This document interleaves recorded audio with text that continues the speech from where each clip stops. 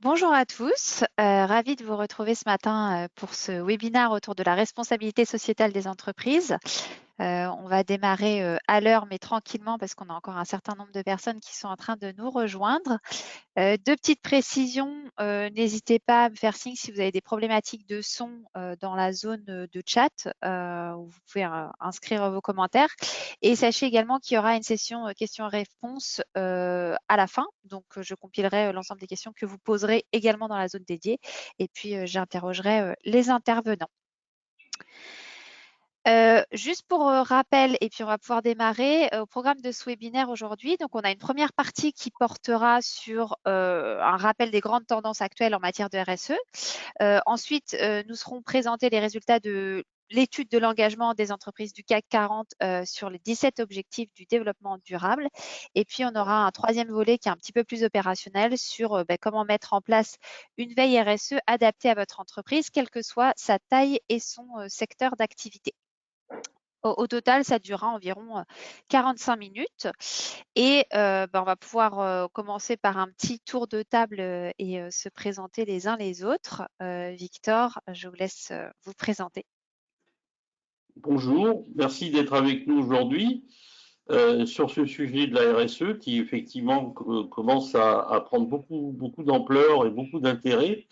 Alors moi j'ai fondé ce cabinet Mozart Consulting pour le positionner sur tout ce qui est performance sociale et responsabilité sociale, hein, pour avoir une nouvelle lecture de la performance, de la mesure d'impact, de la veille et de l'engagement du capital humain. Voilà, donc c'est à ce titre il y a cette étude qui va être présentée tout à l'heure, ce qu'on appelle le social advisor. C'est comme son nom l'indique, c'est un peu une recommandation des entreprises responsables. On en parlera tout à l'heure. Et puis, bien, le cabinet aussi très connu pour son innovation dans le domaine social avec l'indice de bien-être travail, l'IBET, qui est un complément de l'EBIT. Voilà. Alors pour ma part, donc je suis Vital Valois, je suis account manager chez Cindup. Cindup, c'est un éditeur de logiciels de plateforme de veille stratégique. Et ma mission consiste à accompagner les clients dans la mise en place de leur démarche de veille stratégique au sein de leur organisation. Et puis je vais être en charge d'intervenir notamment sur la troisième partie qui est un petit peu plus opérationnelle, justement sur la mise en place d'une veille RSE. Mickaël, je te laisse te présenter. Bonjour à toutes et tous, Mickaël Aréo, donc je suis le fondateur de Cindup, qui est éditeur d'une plateforme de veille stratégique que vous connaissez sans doute déjà un petit peu et que Avital vous présentera un petit peu plus en détail. Hormis les aspects de plateforme, il y a également toute la dimension d'études et d'analyse que nous produisons, parce qu'on a cette expertise de veille stratégique et d'intelligence économique. Et donc, ce webinaire est un petit peu le fruit d'une note de tendance qui est toujours disponible sur le blog de Cindup. Je vous invite à télécharger le document si vous ne l'avez pas déjà fait. Donc, c'est le deuxième billet de blog précédant l'annonce du webinaire. Donc, c'est un PDF qui est en libre accès, qui fait 4 pages et qui est un condensé de toutes ces tendances que l'on va évoquer rapidement ensemble dans un instant, et également une synthèse de l'étude sur le CAC 40 que Victor nous présentera tout à l'heure.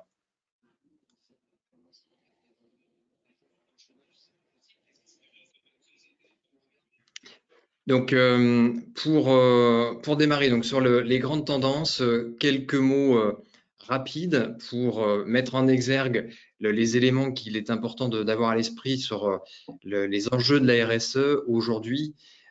Il y a récemment le rapport du GIEC qui est paru et qui contribue là aussi par sa forte médiatisation à sensibiliser le grand public. Mais ce qui est important de souligner, c'est qu'aujourd'hui, quels que soient les profils que l'on peut avoir dans les entreprises et dans la société, tout le monde est en forte conscientisation de ces enjeux du développement durable. Et comme cette prise de conscience se généralise, évidemment, ça rejaillit sur la place des entreprises, leur rôle, leurs responsabilités, sur leur stratégie. Et c'est un petit peu tout ça qu'on va aborder aujourd'hui. D'abord, un point à souligner qui est important, vous n'avez pas pu passer à côté ces dernières années sont le nombre de labels qui ont explosé en la matière, les questions de marque employeur qui se sont saisies des enjeux de RSE, et puis les entreprises à mission qui sont apparues progressivement. Alors, on a aujourd'hui à peu près 88 entreprises qui sont devenues des sociétés à mission. Des estimations selon l'Observatoire des sociétés à mission mise sur 10 000 entreprises qui pourraient évoluer d'ici 2025 sur ce nouveau statut qui est le fruit de la loi Pacte. Donc la RSE d'une manière générale se rend de plus en plus visible. Ça devient véritablement un argument clé que les entreprises mettent en avant. On a le label Bicorp, le label Lucie, le label Engagé RSE de l'AFNOR et bien d'autres. Donc ça, c'est pas quelque chose de nouveau, c'est une tendance de fond qu'on a vu émerger ces dernières années qui continue simplement de s'amplifier. Et puis des sondages comme ceux d'Ipsos qui rappellent que 6 talents sur 10 vont faire un choix dans l'entreprise dans laquelle ils vont s'engager en fonction des critères RSE, renforce évidemment la pression sur les entreprises dans la matière. Donc, au-delà de cette tendance qui n'est pas nouvelle, il y a dans l'actualité au niveau de l'Europe des évolutions qui, elles, sont beaucoup plus impactantes. On passe à la vitesse supérieure avec différentes normes comme la CSRD, la SFDR ou la taxonomie. Donc, on a toujours beaucoup d'acronymes un peu barbares, mais derrière toute cette harmonisation que porte l'Europe actuellement, ce qui est important d'avoir à l'esprit, c'est d'une part le reporting extra-financier auquel justement le CAC 40 est soumis, qui à partir de 2023 devrait être étendu aux entreprises de plus de 250 salariés. Donc à l'échelle européenne, ça représente entre 12 000 et 50 000 entreprises qui pourraient être concernées par ces nouvelles obligations. Donc le reporting extra-financier, et Victor nous en parlera tout à l'heure puisque c'est une matière première qui a été utilisée dans l'analyse qui va être présentée. On a ensuite le monde de la finance qui également est soumis à de plus en plus d'obligations, notamment la transparence des produits financiers pour les sociétés de gestion et les conseillers financiers désormais qui vont être soumis également à des nouvelles normes communes de reporting sur des critères RSE. Et puis, enfin, la taxonomie, où là, l'objectif, c'est de faciliter l'orientation des capitaux vers des investissements durables avec une classification des activités économiques en fonction de leur impact sur le climat et sur l'environnement. Donc, toutes ces évolutions réglementaires, toutes ces nouvelles obligations, au-delà de ce que l'on connaît depuis quelques années, qui est plus finalement du marketing et de la communication, sont en train de rentrer dans le dur de l'économie avec ces enjeux, notamment de la finance durable. Et puis, au-delà de la finance, il y a la comptabilité. Alors là, on est dans le logiciel de pilotage des entreprises historiques qui évoluent de temps en temps, mais quand même assez peu souvent parce que les répercussions sont lourdes, ça touche au quotidien de la vie d'une entreprise dans sa gestion. Et là, la comptabilité dite intégrée ou durable fait l'objet d'un certain nombre d'expérimentations. Il y a différents modèles, différentes méthodes qui sont expérimentées ici et là. Il s'agit de faire rentrer les données extra-financières qui aujourd'hui sont uniquement déclaratives, c'est du reporting, directement dans le plan comptable et de manière chiffrée. On a, pour prendre un exemple de modèle, le modèle CARE, qui est intéressant, qui consiste à refaçonner le bilan comptable de sorte à y intégrer à la fois un capital naturel, environnemental, un capital humain, social, et également de structurer la dette écologique par la même occasion. Donc, cette méthode a une approche de stock plutôt que de flux. Il s'agit d'avoir un développement économique qui ne dégrade pas les capitaux naturels, humains et financiers, mais ça, c'est historique de l'organisation. Donc, c'est vraiment d'avoir une vision 3D et non plus uniquement sur la finance. Et pour aller encore un cran plus loin en matière d'impact de la vision RSE dans les entreprises, c'est le changement de modèle économique, de chaîne de production, de chaîne de valeur. Et là, on parle d'économie à la fois circulaire et inclusive. Les deux vont de pair. Et concrètement, il s'agit d'éviter l'extraction de matières premières, ce qui est évidemment un exercice qui est plus ou moins périlleux en fonction de l'activité exercée, mais qui n'épargne personne. Le fait de ne plus extraire de matières premières et de limiter l'émission de CO2 est un exercice sans fin et extrêmement difficile et périlleux pour toute activité économique.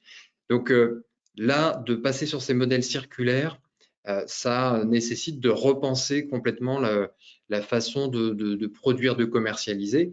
Et la notion inclusive touche aux questions également d'ancrage local, c'est-à-dire que l'activité économique d'une entreprise va chercher de plus en plus à avoir des répercussions positives sur le territoire dans lequel elle produit et elle commercialise ses solutions et ses services. Donc, voilà le genre de paradigme auquel on doit faire face aujourd'hui. C'est changer complètement, dans certains cas, le positionnement de l'entreprise sur son marché. Et ça nécessite évidemment de mettre en place des démarches de veille, mais pas seulement. Il y a toute une dynamique de management collaboratif qui est nécessaire pour être en capacité de transformer à ce point l'entreprise. Ça ne peut pas être simplement une décision du top management. Et Victor, de par ses travaux historiques, va pouvoir nous parler de ces enjeux également d'engagement. Victor, merci d'être avec nous ce matin. Tu le disais tout à l'heure, tu es fondateur de Mozart Consulting, qui est désormais une entité territoriale mutuelle appartenant au groupe Aesio, et tu as donc réalisé cette étude à partir des données RSE publiées par les entreprises du CAC 40 sur un périmètre mondial. L'objectif, entre autres, est de pouvoir aussi utiliser les données du CAC 40 un petit peu comme un mode pilote, un démonstrateur d'une proposition de méthode qui, au fil du temps, pourra être élargie au SBF 120 et au PME au fur et à mesure que la data sera disponible. Donc, ravi que tu partages avec nous ce temps d'échange et je te laisse prendre la parole pour nous présenter les résultats de ton étude. Très bien. Merci à vous. Donc effectivement, cette étude que j'ai nommée Social Advisor, hein, ça rappelle des TripAdvisor ou autres, c'est vraiment la demande de l'écosystème responsable pour avoir une information neutre, non biaisée par du déclaratif, d'enquête ou de sondage. Qu'est-ce que publient les entreprises sur la RSE? Et pour ça, j'ai choisi en fait deux référentiels. D'abord un référentiel mondial aujourd'hui, depuis 2019, qui sont les objectifs de développement durable à l'objectif 2030, qui a été signé par plus de 100 pays à l'ONU il y a 2 ans. Et donc aujourd'hui, on a une sorte de charte admise sur 17 priorités, à la fois sociales, sociétales et environnementales, pour inviter les organisations au sens large, pas uniquement les entreprises. Ça peut être les institutions, ça peut être les employeurs publics, ça peut être tout type d'organisation, en fait, qui comprennent que nous sommes dans un écosystème qui a besoin de 3 ressources très importantes. Voilà, on va y revenir dessus. Donc, premier référentiel, c'est les 17 objectifs de développement durable déployés dans le monde entier. Alors après, pour essayer de croiser, de filtrer ces informations, qu'est-ce que publient les entreprises? Alors, il est clair que le panel du CAC 40 est assez emblématique puisqu'il recueille une multitude d'analyses, d'études, d'enquêtes et de data. Et donc, j'ai souhaité effectivement, sur le CAC 40, comme ils ont une obligation de publication, ce qu'on appelle les documents universels d'enregistrement, donc la data est publique. Et c'est intéressant ton intro de tout à l'heure parce que tu parlais d'applicabilité intégrée. Donc, l'IBET, l'indice de bien-être au travail que j'ai conçu un peu avec les mêmes 4 lettres que les bits, c'était vraiment de donner un complément à la performance économique, un lien durable avec justement la ressource sociale. Voilà, donc voilà les deux référentiels qu'on va utiliser. Donc cette étude est basée sur les 17 ODD et en particulier sur les objectifs 3, 4, 5, 8. Si on peut revenir très légèrement dessus, voilà. Les objectifs 3, 4, 5, 8, c'est des objectifs qui sont sur la ressource durable. Donc c'est la santé, le bien-être, l'éducation, la formation, l'égalité dans le genre, et puis activité économique, mais travail décent, hein, donc le sens du travail, la qualité de vie au travail. Donc on voit que les objectifs 3, 4, 5, 8, en fait, c'est un pilotage de la santé et de la qualité de vie au travail, pour revenir à des acronymes ou à des lois purement nationales. Et l'indice de bien au travail, vous voyez à côté, qui est l'équivalent d'un Nutri-Score du bien-être au travail, hein, sur les mêmes cinq couleurs, eh bien, ça vous permet d'avoir un indice chiffré, objectif, sur les désengagements sur ces 5 sujets, sur ces quatre déterminants. Et l'approche, c'est une approche purement data transparency, c'est-à-dire on regarde les datas qui sont publiées, on n'est pas là ni pour auditer, ni pour juger, on est là pour vérifier si les informations existent et si en plus elles sont chiffrées, parce que s'il n'y a pas si on ne mesure pas, on ne peut pas manager, on ne peut pas améliorer les choses. Donc voilà le principe, c'est un peu comme l'analyse financière. Donc c'est ce qu'on appelle la data transparency, le référentiel, le CAC 40. On va regarder de leurs engagements chiffrés. Donc, s'ils sont chiffrés, c'est que, bien entendu, ils sont déclarés. Et puis, on va regarder l'impact social. Donc, vous avez à la fois une étude sur qu'est-ce que disent les entreprises du CAC 40 sur les 17 objectifs. Ils en parlent ou ils n'en parlent pas. Et qui plus est, ceux qui en parlent, est-ce qu'ils chiffrent, est-ce qu'ils se disent, voilà l'indicateur chiffré que je veux donner, exactement dans la lignée de la comptabilité intégrée. En fait, l'IBET a été fait dans ce sens-là. C'était de compléter les normes IFRS. Voilà, c'était dans ce sens-là que l'IBET avait été proposé dans un certain nombre d'institutions internationales, politiques et nationales. Voilà, puis ça commence à venir. Alors, c'est quoi l'indice de bien-être au travail? En fait, l'indice de bien-être au travail répond à une demande d'engagement. Sauf que l'engagement tel qu'il a été jusqu'ici présenté, le plus souvent, presque exclusivement, c'est toujours l'employeur qui demande aux salariés de rester engagés. En fait, de se réengager parce qu'ils ont déjà été engagés, puisqu'ils ont été recrutés. Et donc, c'est une demande de réengagement, faites plus avec moins, mieux, plus vite, mais restez engagés. Voilà. Sauf qu'il n'y a pas de réciprocité. Et donc, il est légitime de penser que les parties prenantes disent oui, très bien, ce réengagement, mais dans des transformations nécessaires, absolument, technologiques, économiques, sanitaires, sociales, tout ce que vous souhaitez, mais en contrepartie de quoi? Donc, cette notion de contrepartie n'a pas été mise sur la table.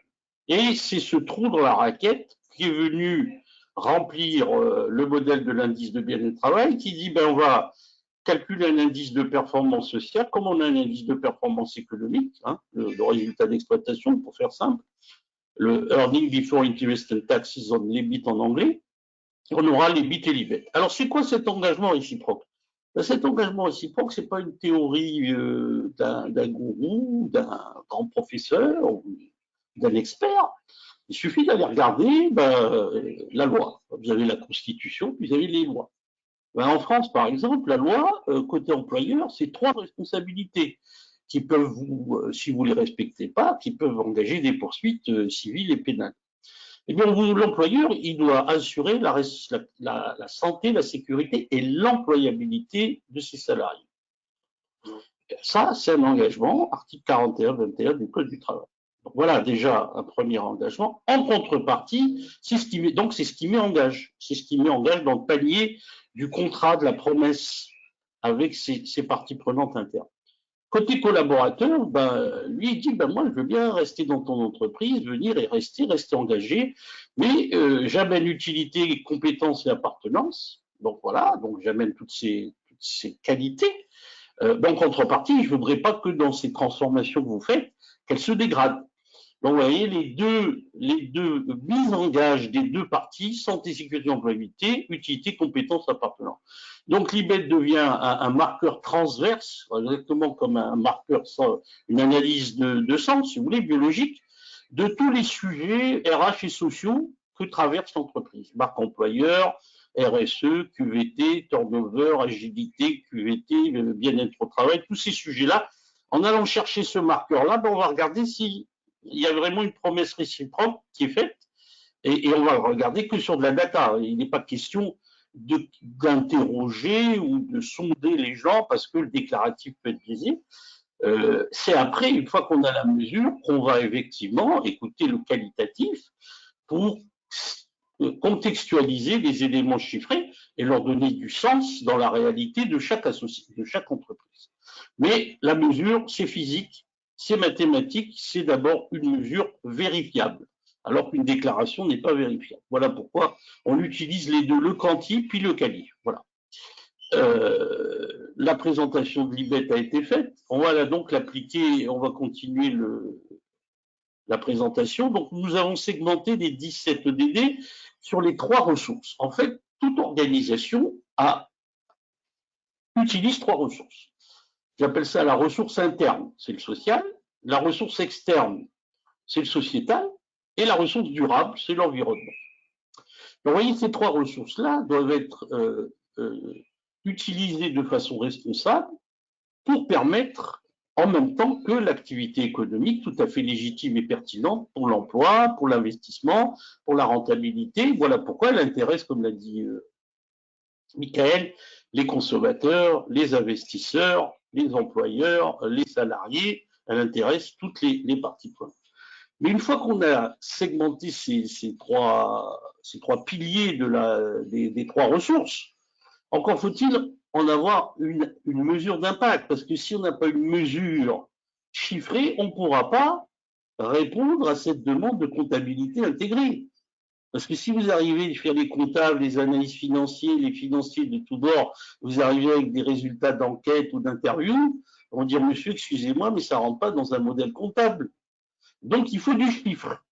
À un moment donné, parce que ce chiffre, il est facilement communicable, il est facilement comparable, il est facilement internationalisable, et une fois qu'on a le chiffre, qui mesure un certain nombre de déterminants, par exemple, les risques et les opportunités, les investissements sur chaque ressource, eh bien à ce moment-là, on peut interroger les gens, commencer à déployer des actions, mettre en place un certain nombre de dispositifs, et il faut les deux. Il faut piloter puis manager.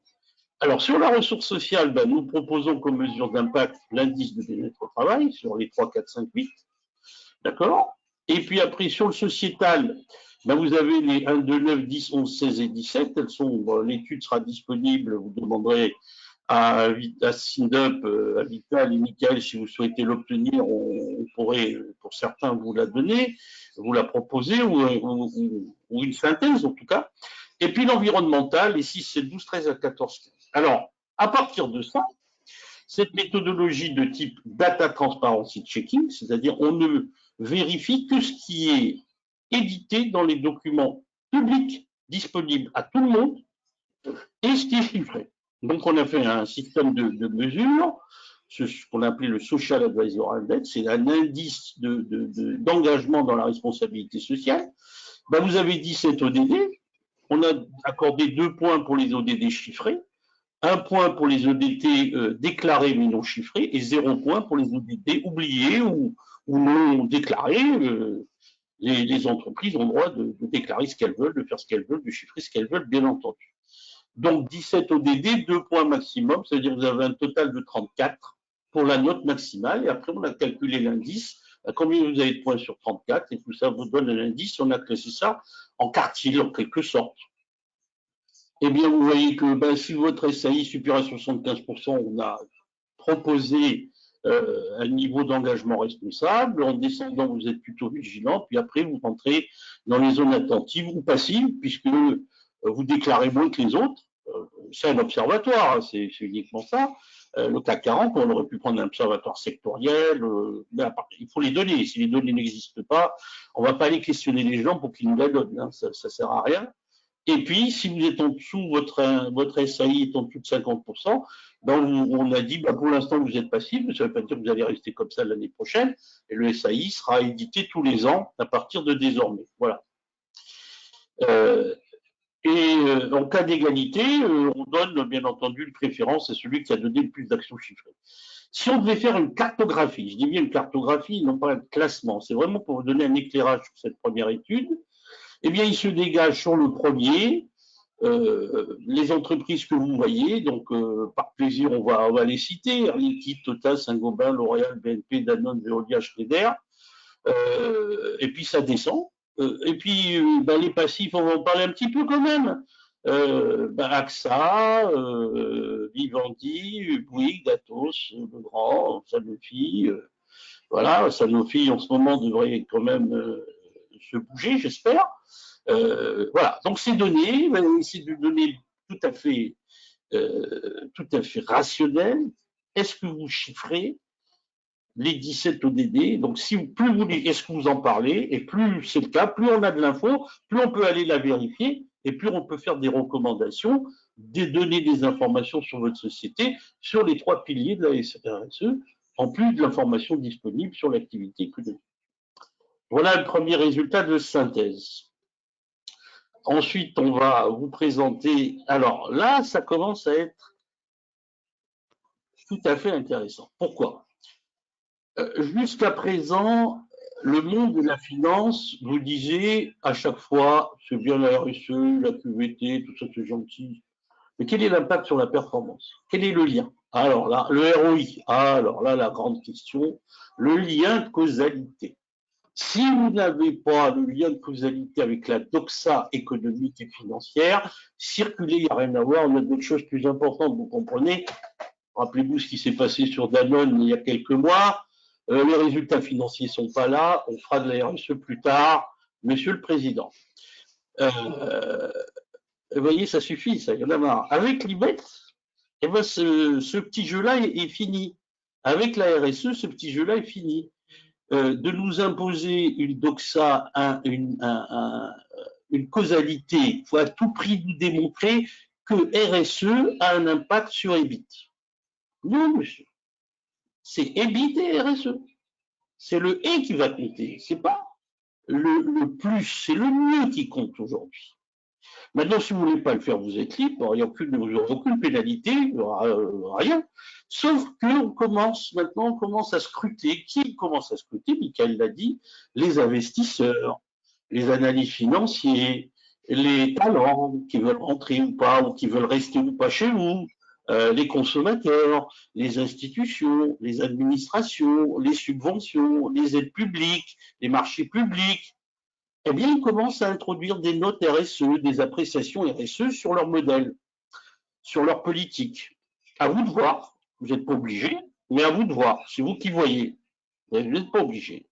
Alors, heureusement, la mathématique et l'analyse financière, on peut rester dessus, s'il vous plaît, 2 secondes sur la slide d'avant. Voilà. Nous indique effectivement, il y a causalité, mais aussi corrélation.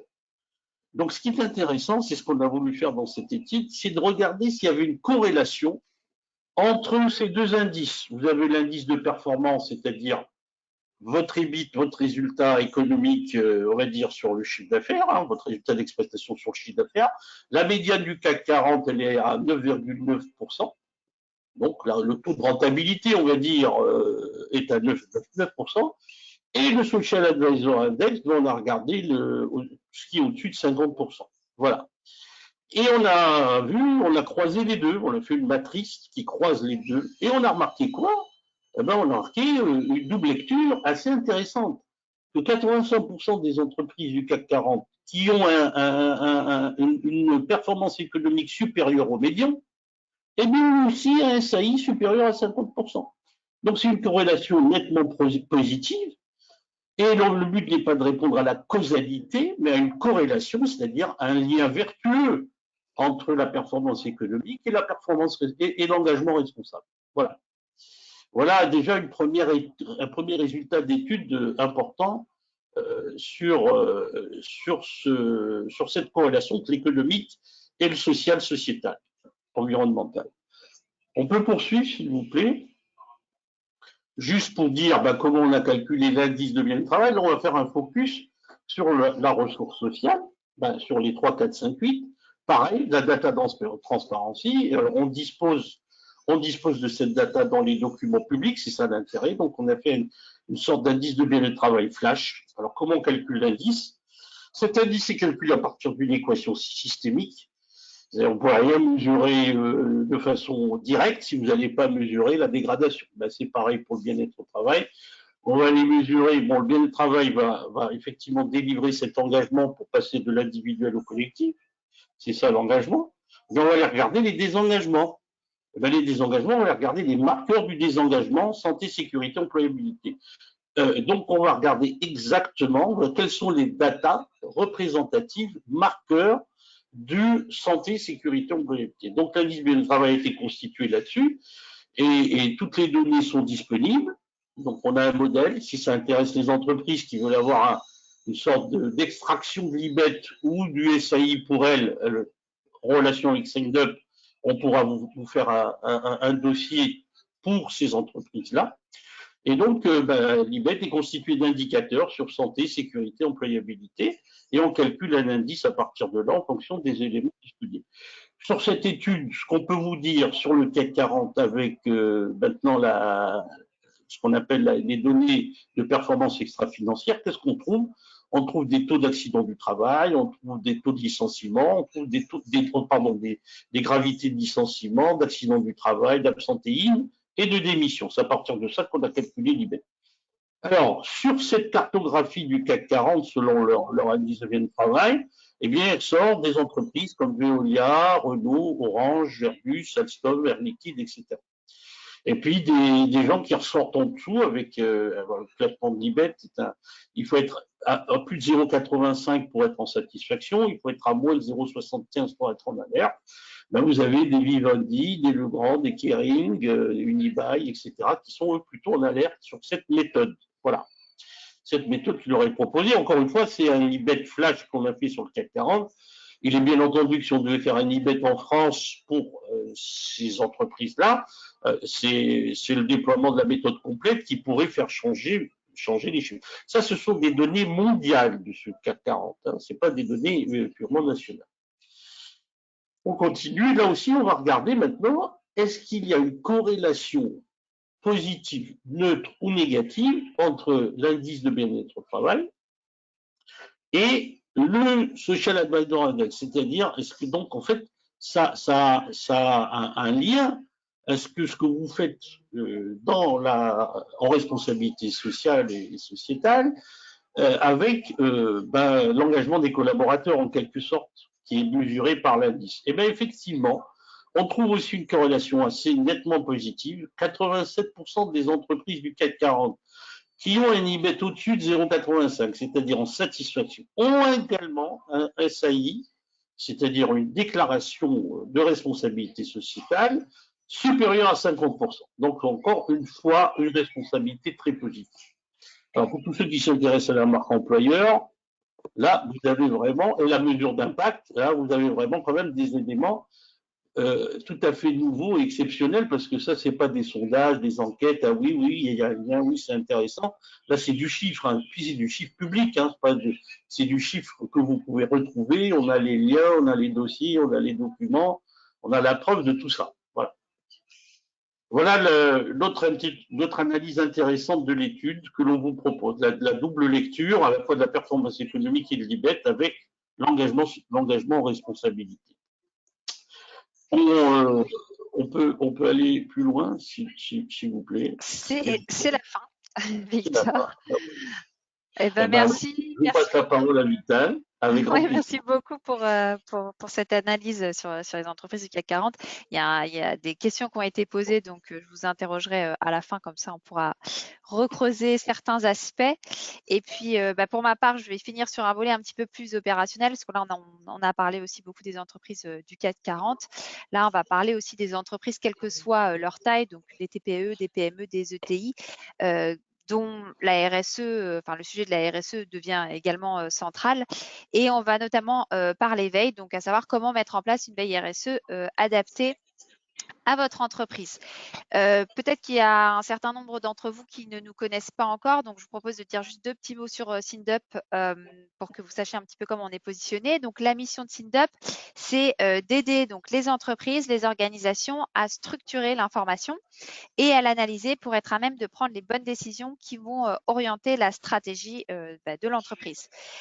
Donc ça se fait soit par le biais de l'implémentation d'une plateforme de veille. Donc, c'est un logiciel qui va vous permettre en temps réel de collecter de l'information sur les sujets stratégiques, d'analyser ces informations et ensuite de les diffuser via divers canaux.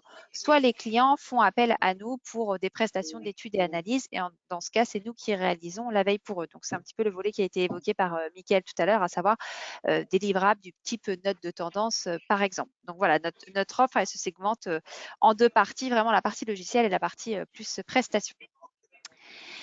Si on revient un petit peu aux fondamentaux de la veille stratégique, donc le principe de la veille stratégique, c'est quoi? C'est d'être toujours en mesure à un instant T d'avoir une photographie de ce qui se passe dans votre environnement et d'être capable à la lecture des informations de détecter des risques et des opportunités. Donc, parmi les veilles classiques qui sont mises en place par les entreprises, on retrouve généralement de la veille concurrentielle. Donc, évidemment, surveiller tout ce qui est publié sur vos concurrents, à la fois sur les actualités, les blogs, les forums, les réseaux sociaux. Souvent, on met également en place un volet veille e-réputation pour surveiller ce qu'on dit de sa propre entreprise ou comment on parle de ses dirigeants. On va avoir un volet veille commerciale sur la détection, par exemple, d'appels à projets, appels d'offres, de la veille innovation. Voilà, enfin, ça, ce sont les veilles, on va dire, les plus classiques. Et ce qui est intéressant, c'est que désormais, la veille RSE est mise en place au même titre que les veilles que je viens de vous citer. Donc, la RSE étant un sujet très transversal, évidemment, la question qu'on peut se poser, c'est quels vont être précisément les objectifs de ce type de veille. Donc, premièrement, ce qui va être intéressant à la mise en place de ce type de veille, c'est de savoir comment sa propre entreprise se situe versus ses concurrents, par exemple, sur des sujets tels que la consommation d'énergie, les matériaux utilisés pour les bâtiments, la disparité sociale, la proportion de cadres féminins, masculins, etc. Ça va permettre également, entre autres, d'analyser les risques, par exemple, que peuvent représenter vos parties prenantes. Alors, les parties prenantes, c'est quoi? C'est par exemple les fournisseurs, les partenaires, les sous-traitants, et de savoir si, alors là, on va à l'extrême, mais si ces parties prenantes sont potentiellement impliquées dans des scandales divers en France ou à l'étranger, ce qui pourrait avoir une conséquence sur l'éthique de vos activités et également sur votre réputation. Ensuite, autre objectif d'une veille RSE, ça va être de suivre toutes les lois relatives à la RSE parce qu'on sait qu'on est dans un contexte réglementaire qui évolue beaucoup et ça va être important de bien identifier les acteurs qui font la norme et de déterminer aussi si votre entreprise peut prendre part à un groupe de travail autour d'une norme, encore une fois, pour être en position d'être acteur. Donc, tout ça va permettre notamment d'anticiper les mesures à mettre en place à l'échelle de votre entreprise et d'évaluer l'impact potentiel sur votre activité. Et puis, dernier point qui peut être aussi intéressant avec la veille RSE, c'est de se donner la possibilité de faire de la veille prospective. Donc, le but, c'est de ne pas s'enfermer dans des sujets qui sont déjà connus et maîtrisés, mais au contraire, d'aller aussi explorer de nouvelles thématiques. Donc, comme je l'ai évoqué précédemment, la RSE, à la fois, c'est un sujet en soi, donc ça peut être une veille en soi, mais ce qui la caractérise, c'est avant tout son caractère transversal parce qu'elle s'infiltre à chaque niveau et dans chaque fonction de l'entreprise. Quand on pense RSE et qu'on n'est pas forcément un spécialiste de la RSE, on est en général, ce qui nous vient, ce sont des termes très généralistes, type développement durable, économie circulaire, gestion durable, etc. Et à la mise en place d'une veille, en tout cas sur un outil tel que SynDup, donc lorsque vous équipez du logiciel, vous disposez du logiciel, pour que la veille fasse sens, l'important, ça va être de bien cibler les sujets stratégiques propres à l'entreprise et de travailler les concepts associés pour ne pas se laisser noyer par du volume d'informations. Parce qu'évidemment, si on veut suivre un petit peu ce qui se fait en développement durable, la problématique, c'est qu'on ne va pas va être à même de capter ce qu'on appelle des signaux faibles, de l'information qui va avoir une réelle valeur ajoutée pour votre entreprise. Donc ça, c'est toute une méthodologie au départ sur laquelle vous êtes accompagné par nos équipes de bien déterminer quel type d'informations sont recherchées. Donc, ce que j'ai mis à l'écran, ce sont des exemples de veille qu'on peut mettre en place. Donc, veille réglementaire sur la surveillance de noms de normes, par exemple, la veille sur les parties prenantes, la veille marque employeur, donc ça a été évoqué par Mickaël et Victor, également sur tout ce qui est bien-être au travail, et puis tout ce qui est aussi veille sur les initiatives et les bonnes pratiques, d'être à même de s'inspirer de ce qui est fait par les autres pour ensuite pouvoir également l'adapter à l'échelle de son entreprise. Donc évidemment que ce ne sont pas des sujets figés, mais c'est juste pour vous partager un petit peu des pistes sur le type de veille qu'on peut mettre en place sur ces sujets. Ensuite, au même titre que justement le travail autour de ces concepts, ce qui va être important, c'est mettre sous surveillance les bonnes sources. Donc, SynDup de base surveille sur le web donc les actualités, les blogs, les forums, les réseaux sociaux. Donc, ça représente environ 50 millions de sources dans 70 langues différentes. Donc, évidemment que c'est un corpus très exhaustif. Mais ce qui va être intéressant aussi, c'est qu'on propose ce qu'on appelle des bouquets de sources thématiques, dont un en l'occurrence qui porte sur la RSE.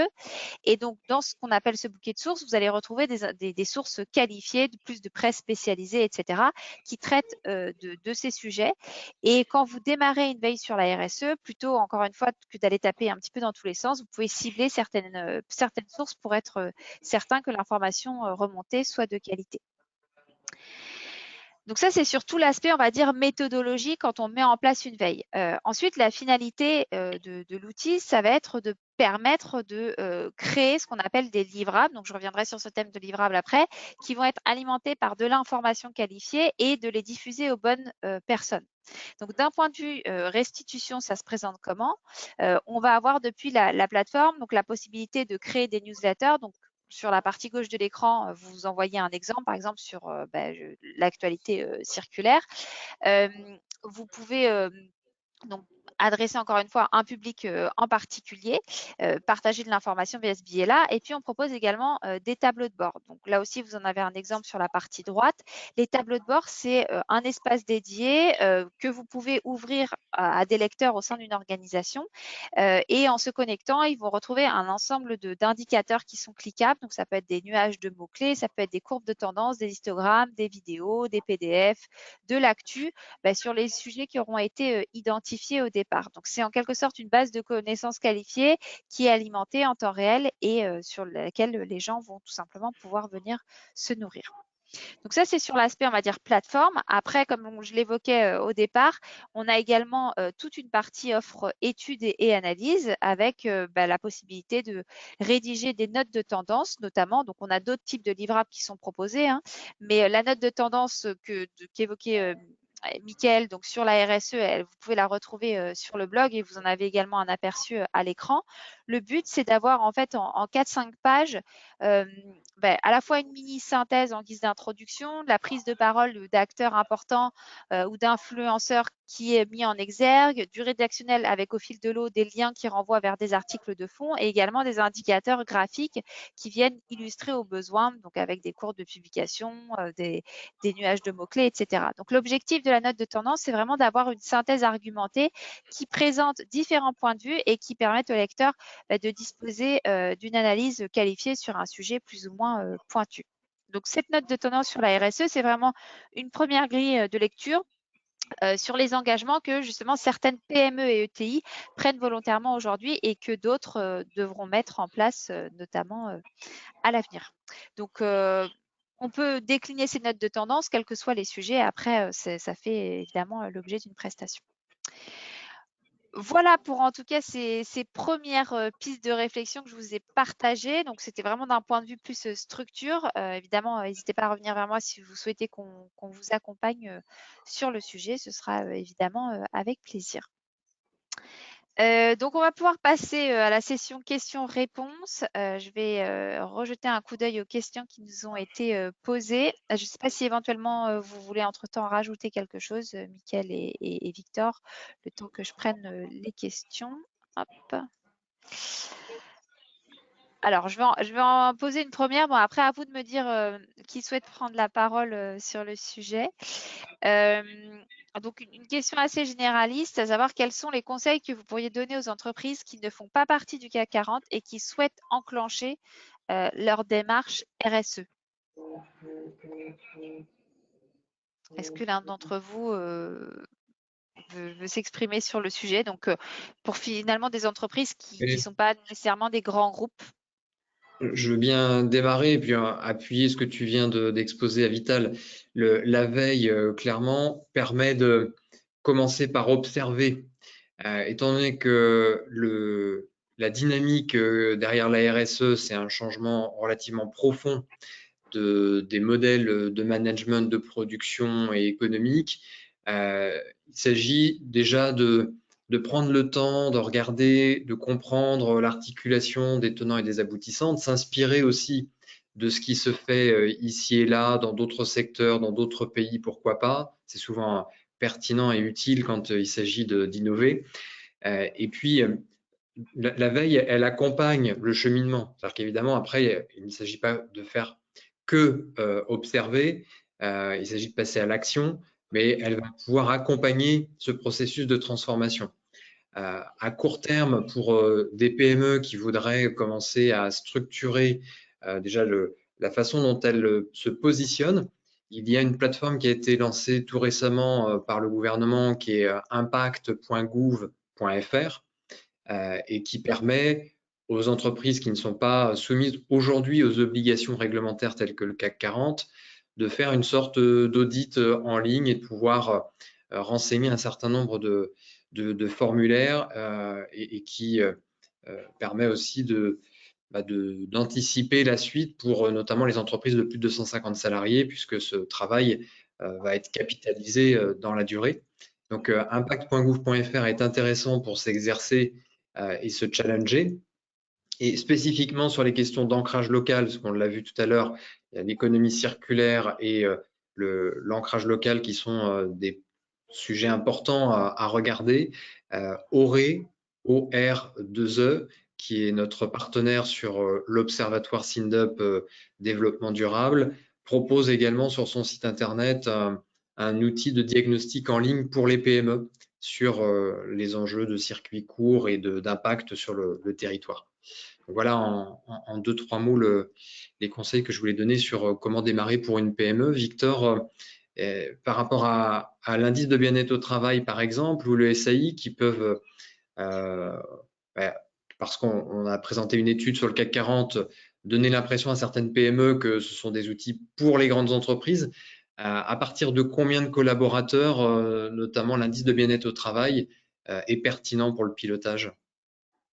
Ah oui, absolument. Donc, classiquement, depuis plus de 10 ans que le modèle se déploie, il se déploie à la fois dans les PME, les ETI, les grandes entreprises, côté ou pas côté. Alors, ma recommandation, c'est la jauge de 50 salariés. Pourquoi? Parce qu'au-delà de 50 salariés, il y a une obligation d'avoir un comité social et économique avec une sous-commission santé, sécurité au travail. Et le fait qu'il y ait du dialogue social des parties prenantes, c'est très important parce que vous avez le point de vue des salariés qui est pris en compte. Donc, et d'un point de vue de la data, on ne prend jamais moins de 50 salariés parce que quand on mesure l'indice, si on devait mesurer un écart d'une personne sur 50, ça fait déjà 2%. Donc, d'un point de vue purement statistique, il est recommandé de ne jamais prendre des observatoires, des statistiques à moins de 50, sauf comme font par exemple des instituts de sondage, ils redressent, ils corrigent, ils pondèrent. Mais bon, c'est dangereux de faire des reportings d'enquêtes sur des équipes de moins de 10 personnes, par exemple. C'est très très mal admis par les organisations syndicales, ce genre de procédé. Alors, pourquoi l'intérêt de la data, c'est ça? C'est d'abord, vous avez un bilan social à plus de 50 qui est obligatoire. Ce qu'on appelle la base de données économiques et sociales, elle est obligatoire pour toutes les PME au-dessus de 50. Et il y a un comité économique et social. Et donc, ce qui veut dire que l'information chiffrée est donnée par la DRH le plus souvent qui publie sa BDES, son bilan social. Et puis, il y a un organe, il y a une comitologie dans chaque entreprise de plus de 50 personnes qui permet de débattre sur ces sujets à la fois sociaux et maintenant, j'espère de plus en plus d'ailleurs, pour aller en droite ligne de ce que tu disais, des sujets de RSE, hein, vraiment des sujets de RSE commencent à être sur les agendas des CSE des entreprises. Ce qui est une bonne chose, ça, c'est sur les 3 ressources. Hein, voilà. Donc, et les directions sont très favorables d'ailleurs d'étendre ces sujets-là au CSE. Voilà, donc il y a une bonne demande.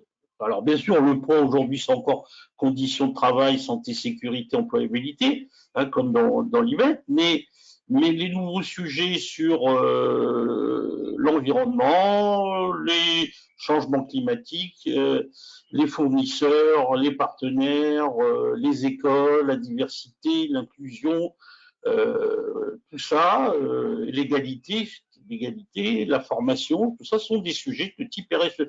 En fait, la RSE, moi je le dis souvent, encapsule la santé et la QVT.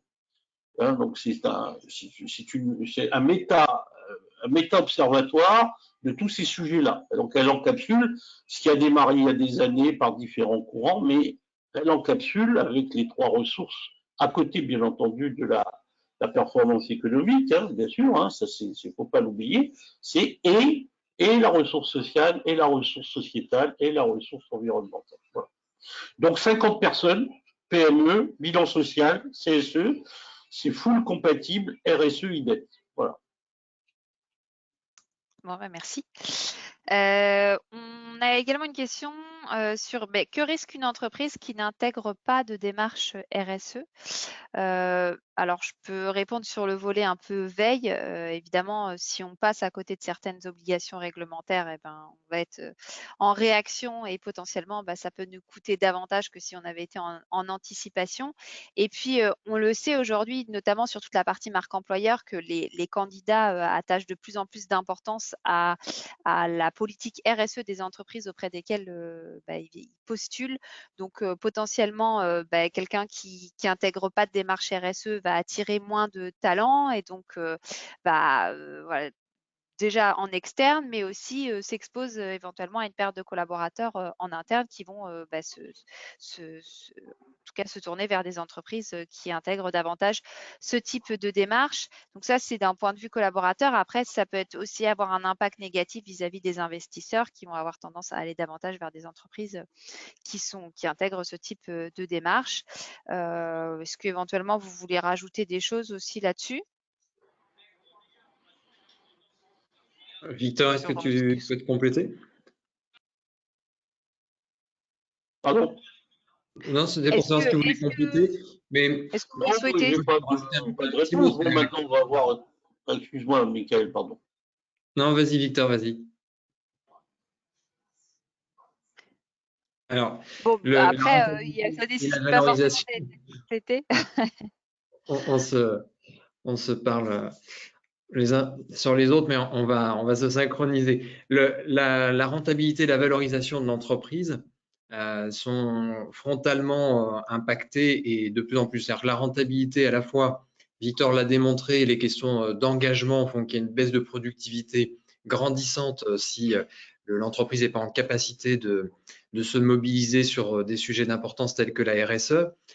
Et d'un autre côté, commercialement, face aux clients, aux appels d'offres ou aux investisseurs, on a une baisse de chiffre d'affaires et de valorisation de l'entreprise. Donc, finalement, il s'agit d'éviter d'être pris entre 2 forces qui s'opposent, augmentation des charges d'un côté, baisse de la rente, du chiffre d'affaires d'un autre. C'est finalement se sacrifier son entreprise à long terme que d'ignorer la dimension de la RSE aujourd'hui. Et c'est pour ça qu'il s'agit de faire les choses dans la durée, en prenant le temps, plutôt que d'attendre de le faire sous la contrainte et finalement d'avoir bien des difficultés à redresser la barre.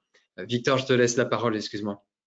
Oui, alors sur ce point, j'ai envie de tenter une réponse parce que je sens derrière ces questions-là un effet de notre système qui est l'effet « je consomme ce qui est à la mode ». Et donc, ça pourrait être ça. C'est-à-dire, ça pourrait dire, bon, ben tiens, il y a aussi la RSE qui est à la mode, qu'est-ce qu'on peut faire? Donnez-moi un peu des recettes pour être à la mode quelque part. Je dirais que la RSE, c'est peut-être le sujet qui est le moins à la mode de tous les sujets, dans le sens que soit, tu l'as dit, Michael, soit vous intégrez la RSE comme une stratégie long terme, c'est même plus une stratégie, c'est une nécessité, c'est long terme comme le reste, comme l'investissement technologique, l'investissement industriel, l'investissement dans la pertinence des compétences, dans votre make or buy en quelque sorte, vous achetez ou vous faites. Ben, la RSE, c'est une partie intégrante long terme, c'est pas one shot, c'est pas, ben tiens, 2021, je vais faire de la RSE. Hein, vous voyez, comme toutes les modes managériales, il y a 80 modes managériales depuis 40 ans, eh bien, elles arrivent, les modes, elles viennent, elles disparaissent. Puis leurs inventeurs disparaissent avec eux. C'est pas une mode, la RSE, c'est une nécessité, c'est pas une mode.